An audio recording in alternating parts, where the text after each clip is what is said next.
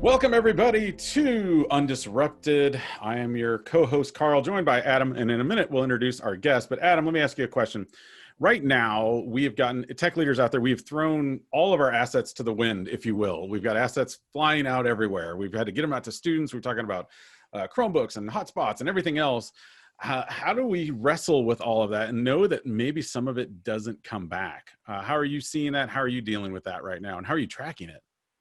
Well, can I be honest, Carl? Yes, please. We love honesty on the podcast. Can I keep it 100? Keep it 100.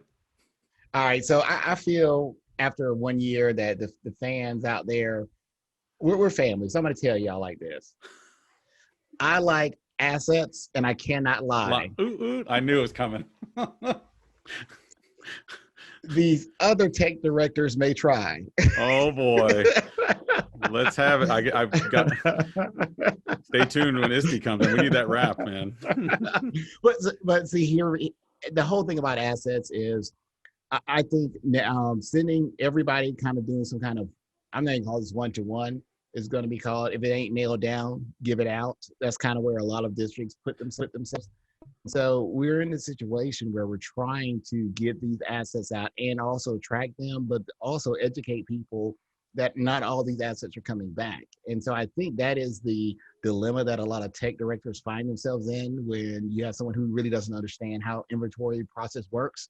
And they want, where's every asset? Okay, we know where the asset is, but, well, we know where it should be. So I think it kind of goes back to that whole piece there. We have to do a good job of educating the people that we're working with to have them understand that, yeah, we're tracking them, but we're going to do the best we can. And I'm sure Wanda could probably tell us, when you got to have a system that actually works, because there are a lot of asset tracking softwares out there, but not all of them do a good job. So Wanda Terral is the Director of Technology at Lakeland School System in Memphis, Tennessee. You can follow her at WTERRAL. Wanda, yeah, where do you stand on this with the assets and just like what we're keeping, what we're losing, what we're leaking?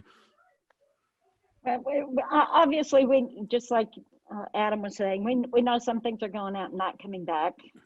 Actually, we just finished our first grading period, and we already have some that students who have withdrawn and gone away, and we didn't, they didn't return their devices. We use Chromebooks primarily, so it's not a huge loss like if we had some kind of fancy, MacBook Pro that was going missing. We do have management tools so we can disable the device. I mean, they may still have the device, but it's a brick, Right. If they're nice enough and they see that it's a brick, maybe they'll mail it back, who knows? But, Positivity. luckily we get most of the stuff back. I think in the last 4 years, we've maybe not gotten maybe half a dozen Chromebooks back. Same with the hotspots. We do have some hotspots that are out. We basically just, we make sure we have the information we need so we can brick that as well. Mm-hmm. Yep. And shut that account off so that they don't have access to it anymore. Yeah, one day they're all going to come back in. Just magically, they'll all come back in. Yeah. All of them. We can only hope. So I always like to start with a fun question for our guests too. And so my fun question for you, Wanda, is this. How does being a former band director help you be a tech director? It really is. The thing that feeds into that the most for me is the amount of organization I had to have as a band director. We were a rather large program, not like Texas large, but Tennessee large. Where we had easily, half a dozen ensembles going on during the same time of the school year. You're managing music for those groups, you're managing schedules for those groups, rehearsal schedules, preparing for those rehearsals. If you weren't organized, you might as well just throw up your hands.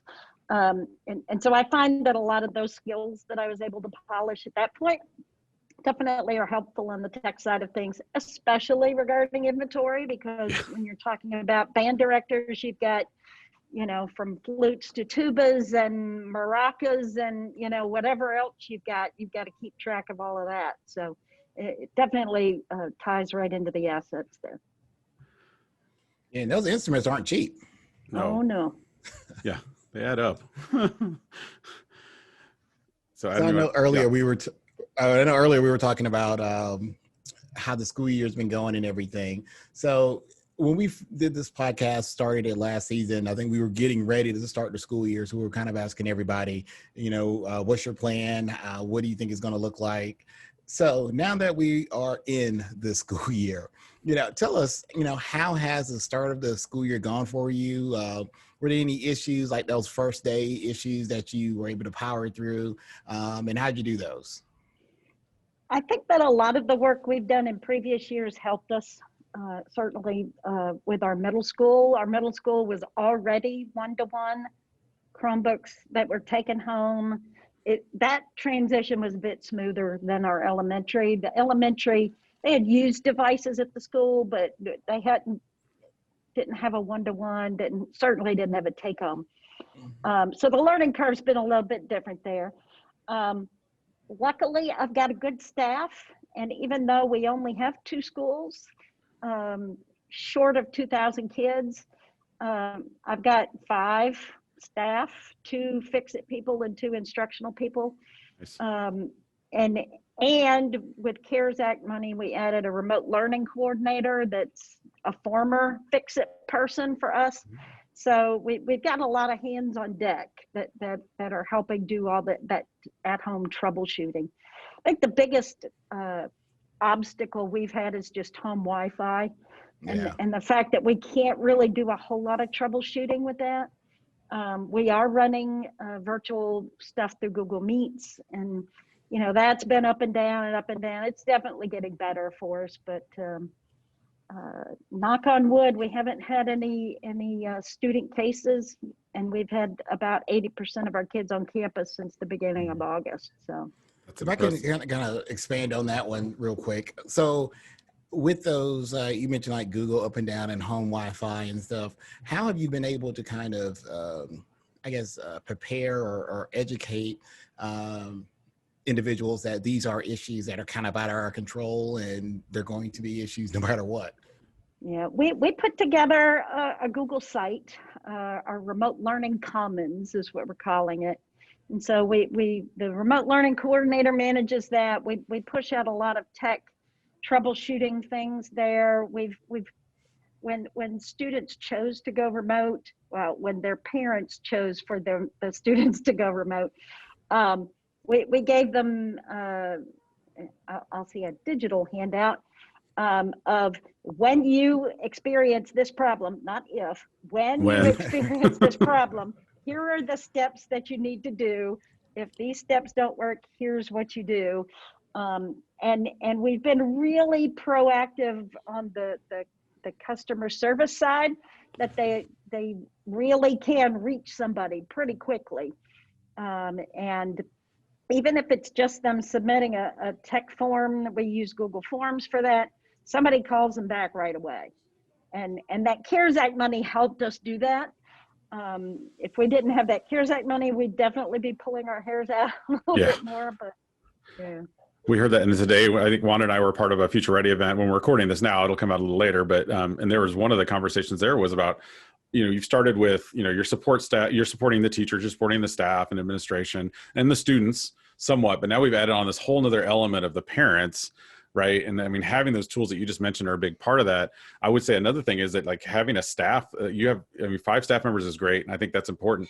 How are you maintaining like their sanity and their support and their self-care as well? Because I feel like honestly, we're all stretched a little bit thin, and we're all kind of trapped in our houses somewhat. I mean, so are there anything you're doing or tips or techniques you use for that to kind of keep them? Well, I think it's been helpful that we've been on campus, so that we're able to see a lot of the problems and try to troubleshoot them before they happen. They're not all hidden behind people's home doors. Yeah. I work in a school district where we have a really good culture for, if somebody feels like they're having a problem, we have support systems for that. And I think a lot of it is just making it clear to my staff that I trust you. You prioritize what you need. If something massive comes up, we'll work on it together. But we're very away from the micromanaging kind of side of things. and it works for us. It doesn't work for everybody, but I put a lot of trust in that if they need the help, they're going to ask me. But I reach out to them obviously and try to keep touch of what's going on. But yeah, that's the thing when you're managing staff. We were having a conversation in our here in my district with our directors, and it was like, okay, on any other year, dealing with people is as hard enough as it is. You know, your staff members have everything from childbirth to divorce to death in the family to sicknesses, just on a regular school year, having to deal with that. And so when you pile on virtual learning that some of the staff members are dealing with in their own, because not everybody who works here lives here. So they're dealing with that, they're coping with that, and you know, the social unrest and the election cycle. So all those things they're dealing with. And the fear of COVID on top of all of that, you know, and it's just. And we appreciate you wearing your mask, so you're not giving us COVID through the Zoom meeting, because we're not I'm on campus. What can I say? You know. I think Wanda actually has like a stick too that she uses to measure. Did I see that earlier? She's like, look at this. No, if you're listening to this podcast, you're not going to see it, but it's one of these extender, like, it looks like an antenna, right? Is that what what is? Describe that to the listeners, what that is, Wanda. It collapses, and it's that retractable. It's called a social stick, and it is awesome. 6 feet. Mine's called a cattle prod that I use for the social stick. That's a different tool, Adam. The only thing I wish is that I had thought of developing this when COVID started. I'd be retired now. Yeah, slap a label on, slap a Star Wars label on it, make it a lightsaber, man, you've got it. Yeah. Go gadget social stick. Yeah. So, you know, kind of piggybacking off of all the things that we've seen going on this year. One thing that we're trying to make sure we focus in on this year is the equity issues that we've seen. And, you know, when you start talking about equity and technology, people have taken so many different angles, you know, whether it's equity in access or equity in usage, or just you start talking about what are the students in your impoverished district doing, students of color, all these various things that we can talk about as it relates to equity. So now that these hashtags are no longer trending, we've kind of moved, we forget things so fast. What can you say you're doing in your area? Let me say it right, Memphis. Memphis. So what are some things that you see that you're doing in your district to really help bridge the equity gap? So my district, while we're in Memphis, we're a suburb of Memphis, so we're not, you know, the inner city, massive struggling area. Although, even though we're in a more affluent area, we certainly still have issues. And I think COVID has just flashed a light on those things. We have a very high EL population, and that it's actually been a good benefit for us over the years. We've done really well with that, but COVID has just really stressed that to the limits. I think it's hard enough to do tech troubleshooting. Try to do that when the parent doesn't speak the language. Right. And, you know, but luckily we have a full-time bilingual facilitator who translates for us, and we've added some features that allow us to get some other live translating with those people. We certainly do have some families who have lost their jobs because of COVID. They've turned to be homeless and have to do some shared residency stuff, and we've tried to not focus as much. I mean, granted, you know, we're a school, we want to educate these kids, but we want these kids, first of all, to be safe and secure, because they're not going to learn otherwise.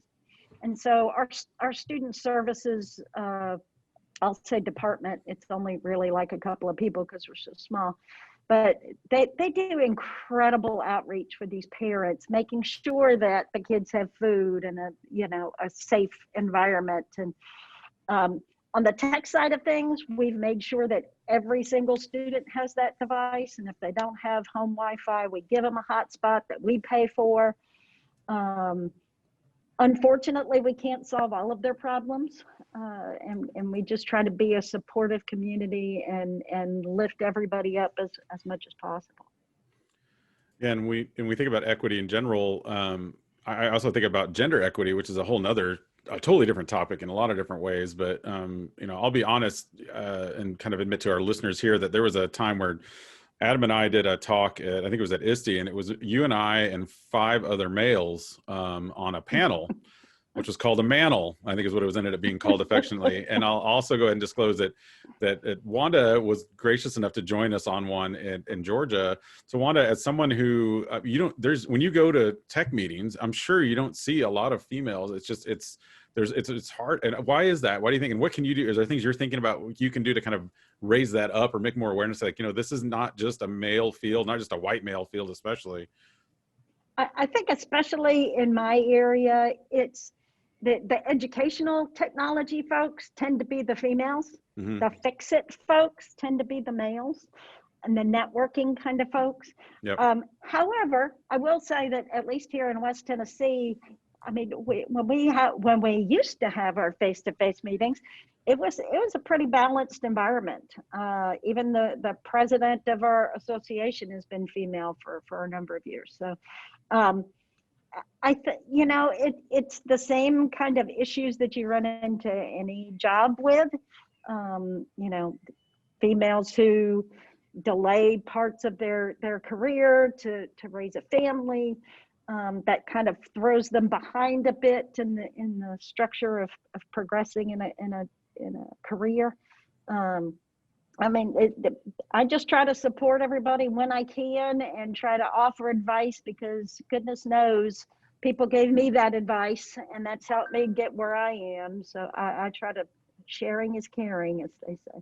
Yeah, that's a big piece there, Wanda. It's the opportunity, because I think there is an opportunity gap that exists, whether you're talking about minorities, women in some of these areas. I was at one conference and we were having a conversation about a lot of times these superintendents, and they're going back and saying, okay, a lot of times the superintendent was normally a high school principal, and a lot of times the high school principal was a basketball or football coach. Yeah. And so, it's kind of, okay, if you don't have any females that are in these positions of a football or basketball coach, and they don't get the principal jobs and they don't get the superintendent's job. And then when they get the superintendent's job, who do they hire for their directors of these areas? Well, I know a bunch of other guys. Mm-hmm. So, and not necessarily to say that that's right, but I get it. I mean, you know who you know. Right. And so that's how a lot of times they end up moving in those positions. Yeah. And actually, the superintendent of my school district was a principal in a school that I worked in as an instructional specialist. So, it worked out for me. Yeah. Those connections definitely work. Without having to coach football. Right. Although you do have a pretty long stick there that you can, in case you need to get someone's attention. We've seen those skills right there come in handy. Yeah, and it's interesting too when you're talking about just kind of that kind of leveling of the playing field, or that kind of what the gender roles that we all play. Because I've read recently some research that shows that with COVID, that there's actually now becoming a lot of females are having to give up their position in the workforce to kind of go back and support the family that's remote learning. And I think that's unfortunate, but we're still just having a hard time overcoming. And as a father of 3 girls, I'm always looking at that going, we've got to overcome all of this. There's got to be a time when this finally at some point we catch up. I just don't know when that's going to happen. Yeah. And it goes back to that, I guess, that the gap that you have when you start talking about what individuals are getting paid, because to what your point at there, Carl, like if you have the husband or the male figure who's getting paid more dollars, then it may make more sense for him to be the one who actually goes in to keep their regular job. And if the wife isn't making that income that the male's making, then it's like, okay, well, you stay at home. So when you start getting that income gap, right? Because in education, the only way to get quote unquote more money, because we were all rolling in the dough in education, is to leave the classroom. And if your assistant principals or directors or your coordinators, all these positions are filled by your male positions, and that's more money in education. So it's so many layers, and that's one of those things that we definitely want to disrupt in education. Moving forward, really just changing the norm. But I talked about disrupting things. But Wanda, we ask all of our guests as they come on the show this question. What are some words of encouragements or things that you can give to our listeners out there to keep them undisrupted during this time? I think leaning on your digital learning network, your professional learning network, your neighbors, your community, we've got to do this together. There's no flying solo here. There's a phrase that I heard, people kept saying, well, we're all in the same boat. No, we're not all in the same boat. Some of us have yachts and some of us have dinghies. We're in the same storm. But if the people who are in the dinghies, can be brought in by the people in the yachts, we can get through this storm together. We just got to do it together. I love that. Yeah, I think an analogy I've heard a lot of times people say, like, whenever you're trying to turn an organization around, someone will always say, well, it's like turning the Titanic. And I was like, well, that's a bad example of a boat, because we all know how that ended up. But you're right. I love that. I love that analogy. But the band kept playing. The band kept playing. They did. Back to our band director there. Yeah, I like it. So, Wanda, thank you so much for joining us today. I want to give the listeners out there an opportunity to kind of find you. Where can we find you and your great work? Where we follow you? Where do you have a blog? All that. You want to plug yourself for just a second? I have a website. It's not updated very often, but it's ignitionedu.com. Nice. And then I'm on Twitter. I'm on most things as W Terral, certainly on Twitter and around the interwebs. And you are also we didn't plug it, but you're like a Google, master and everything. So, you've been featured speakers all over the place and there, so you've been doing the stuff. I hang out in the Google ecosystem. Yeah, that's definitely my area. She knows the Googles. Well, thank you guys. Thank you so much for joining us, Wanda. And for our listeners out there, be sure to subscribe and give us a review. We'd love to appreciate it. We may even give you a shout out on a future show. You never know. But this has been the UnDisrupted podcast, brought to you by Future Ready Schools. He's Adam, and you can follow him at AskAdam3 on the Twitters. And he's Carl, and you can follow him at Mr. Hooker. And remember, we're better together. And we are better undisrupted. Undisrupted. This podcast is made possible by the generous support of Amazon Web Services.